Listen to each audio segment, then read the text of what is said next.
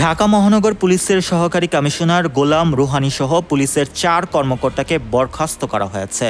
রোববার পৃথক বিজ্ঞপ্তিতে এ তথ্য জানিয়েছেন স্বরাষ্ট্র মন্ত্রণালয়ের সিনিয়র সচিব নাসিবুল করি।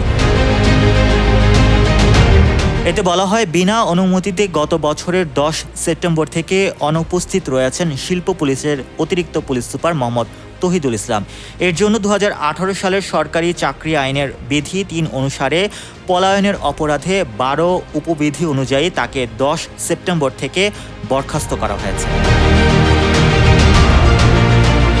অপর এক প্রজ্ঞাপনে বলা হয়, গত বছরের ১১ আগস্ট থেকে কর্মস্থলে অনুপস্থিত রয়েছেন ঢাকা মহানগর পুলিশের সহকারী কমিশনার গোলাম রুহানী। এ কারণে ২০১৮ সালের সরকারি চাকরি ২ অনুযায়ী পলায়নের অভিযোগে তাকে ১১ আগস্ট থেকে বরখাস্ত করা হয়েছে।